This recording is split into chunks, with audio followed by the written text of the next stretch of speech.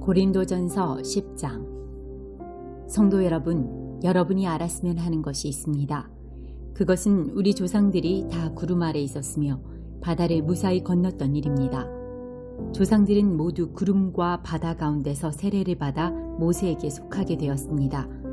조상들은 모두 같은 영적인 음식을 먹었으며 다 같은 영적인 물을 마셨습니다.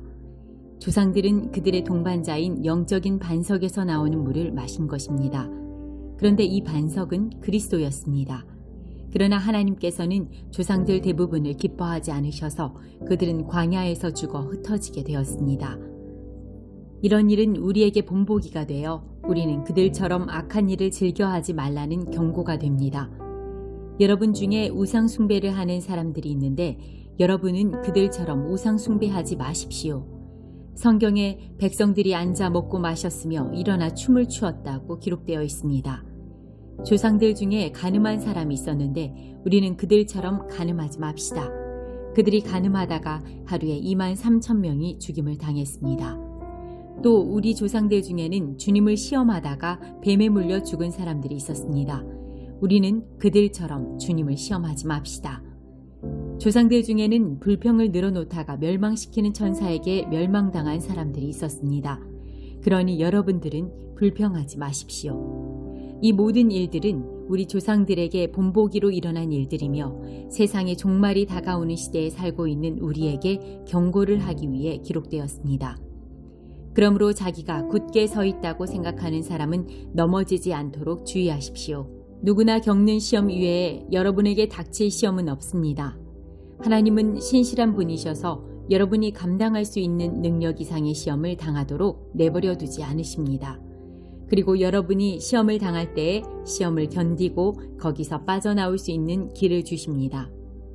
그러므로 나의 사랑하는 여러분, 우상 숭배를 멀리 하십시오. 나는 여러분에게 판단력이 있다고 생각하여 이 말씀을 드립니다. 내가 한 말을 판단해 보십시오.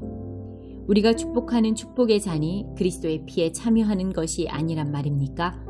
또 우리가 나누어 먹는 빵이 그리스도의 몸에 참여하는 것이 아니란 말입니까?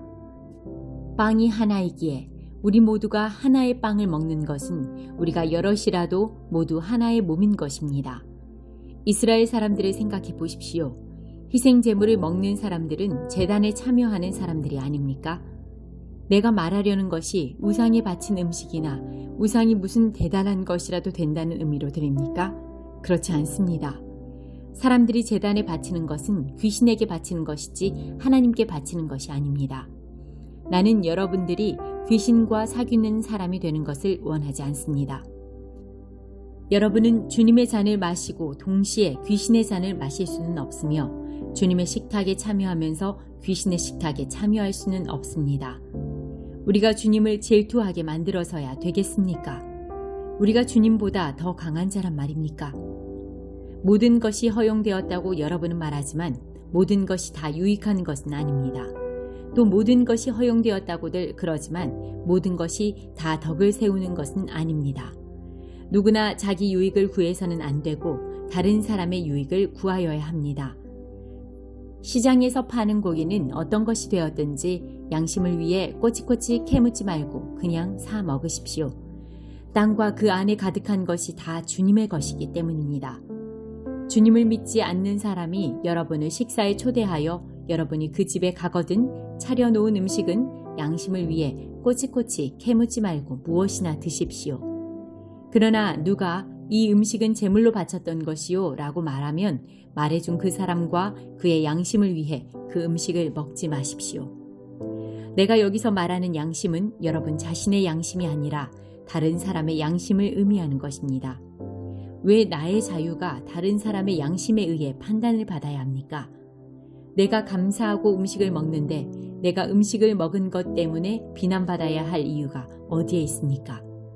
그러므로 여러분은 먹든지 마시든지 무엇을 하든지 모든 것을 하나님의 영광을 위해 하십시오. 유대인에게나 이방인에게나 하나님의 교회의 걸림돌 같은 존재가 되지 마십시오. 나처럼 하십시오. 나는 나의 유익을 구하지 아니하고 많은 사람들의 유익을 구하였습니다. 많은 사람들이 구원받도록 모든 면에서 모든 사람들을 기쁘게 하려고 하였습니다. 11장. 내가 그리스도의 본을 따른 것처럼 여러분도 나의 본을 따르십시오. 여러분이 모든 일에 나를 기억하고 있고 내가 여러분에게 전하여 준 것을 붙들고 있으므로 여러분을 칭찬합니다.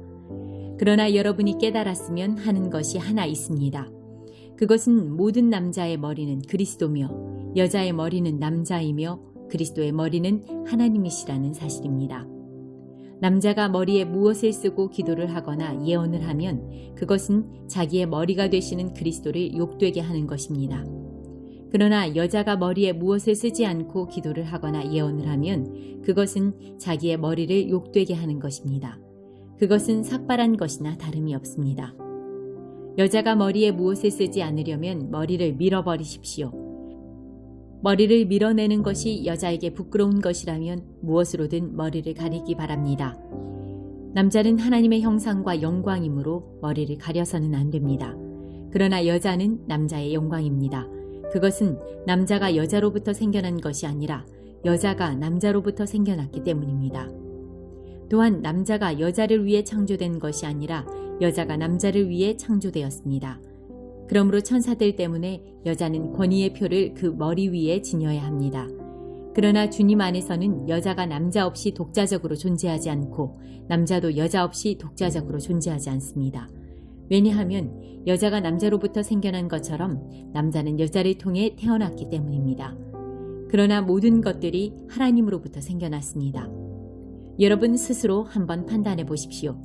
여자가 머리에 무엇이든지 쓰지 않고 하나님께 기도하는 것이 옳은 일입니까? 자연 그 자체가 여러분에게 교훈하듯이 남자가 머리를 길게 하면 명예롭지 못합니다. 그러나 여자가 긴 머리를 하는 것은 그 여자에게 영광이 됩니다. 긴 머리는 여자에게 머리를 가리는 역할을 합니다. 이 문제에 대해 다른 의견을 제기하는 사람이 있다면 내가 말할 수 있는 것은 우리나 하나님의 교회나 이것 외에 다른 풍습은 받지 않았다는 사실입니다. 이제부터 말하는 내용에 대해서는 여러분을 칭찬하지 않겠습니다. 그것은 여러분의 모임이 유익이 되는 것보다는 해가 되기 때문입니다. 첫째로, 내가 듣기로는 여러분이 교회에서 모일 때 파벌이 생긴다고 하는데 나는 그것이 어느 정도는 사실이라고 믿습니다. 여러분 중에서 누가 하나님께 인정받는 사람인지 분명하게 드러나게 하기 위해서는 다른 점도 있어야 할 것입니다. 그러니 여러분이 한자리에 모여 나누는 식사는 성만찬을 나누는 것이 아닙니다. 먹을 때 각자가 자기 것을 먼저 갖다 먹어버리기 때문에 어떤 사람은 굶주리고 어떤 사람은 술에 취합니다. 여러분에게 먹고 마실 집이 없습니까? 여러분이 하나님의 교회를 멸시하고 가난한 사람들에게 굴욕감을 주려는 것입니까? 내가 더 이상 무슨 말을 하겠습니까?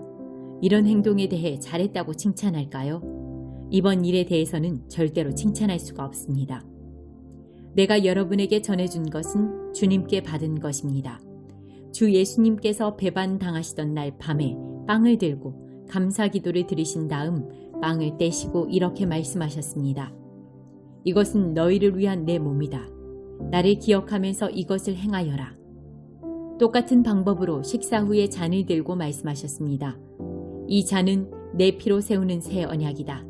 이 잔을 마실 때마다 나를 기억하면서 이것을 행하여라.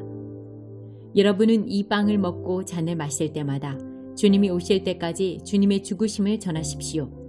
그러므로 누구든지 합당하지 않은 태도로 빵을 먹거나 주님의 잔을 마시는 사람은 주님의 몸과 피를 범하는 죄를 짓는 것입니다. 각 사람은 자신을 점검한 후에 빵을 먹고 잔을 마셔야 합니다.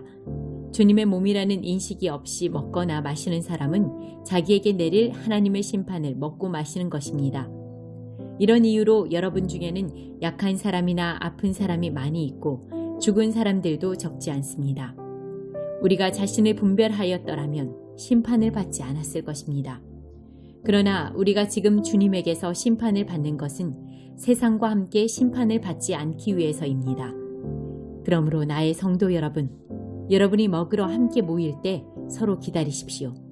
배고픈 사람이 있으면 집에서 식사를 하도록 하십시오.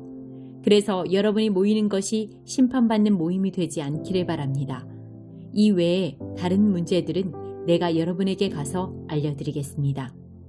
12장. 성도 여러분, 나는 여러분이 성령께서 주시는 선물들에 대해 모르기를 원치 않습니다. 여러분은 이방인으로 있었을 때 말도 못하는 우상의 이끌림을 받았다는 사실을 아실 것입니다. 그러므로 여러분에게 알려드릴 것이 있습니다. 하나님의 성령으로 말하는 사람은 예수님은 저주받은 사람이다 라고 말하지 않으며 성령을 통하지 않고는 예수님은 주님이시다 라고 말할 수 없습니다. 선물은 다양하지만 성령은 같은 성령이십니다. 섬기는 일은 다양하지만 주님은 같은 주님이십니다. 일하는 것은 여러 가지이지만 모든 사람 속에서 모든 일을 하시는 분은 같은 하나님이십니다. 성령께서 각 사람에게 나타나신 것은 공동의 이익을 얻게 하려는 것입니다. 어떤 이는 성령으로부터 지혜의 말씀을, 다른 사람은 동일한 성령에게서 지식의 말씀을 받았습니다. 또 어떤 사람은 같은 성령으로부터 믿음을, 다른 사람은 병 고치는 능력을, 다른 사람은 기적을 행할 수 있는 능력을, 또 다른 사람은 예언을, 다른 사람은 영들을 구별할 수 있는 능력을, 또 다른 사람들은 다양한 언어로 말할 수 있는 능력을, 어떤 사람은 그 언어들을 통역할 수 있는 선물을 받았습니다. 이 모든 일은 한 분이신 같은 성령께서 하시는 일입니다. 성령께서는 그분이 원하시는 대로 각 사람에게 이런 것들을 나누어 주십니다. 몸은 하나이지만 많은 지체들이 있고 몸의 지체들이 많이 있지만 한 몸인 것처럼 그리스도도 그와 같습니다. 우리는 유대인이든지 그리스인이든지 종이든지 자유인이든지 모두 한 성령으로 세례를 받아 한 몸을 이루었고 모두 한 성령을 모시게 되었습니다. 몸은 하나의 지체가 아니라 많은 지체들로 이루어져 있습니다. 발이 나는 손이 아니므로 몸의 일부가 아니다 라고 말한다고 해서 발이 몸의 일부분이 아니라고 하겠습니까? 귀가 나는 눈이 아니라 몸의 일부가 아니다 라고 말한다고 해서 몸의 일부분이 아니라고 하겠습니까? 온몸이 눈이라면 어떻게 듣겠습니까?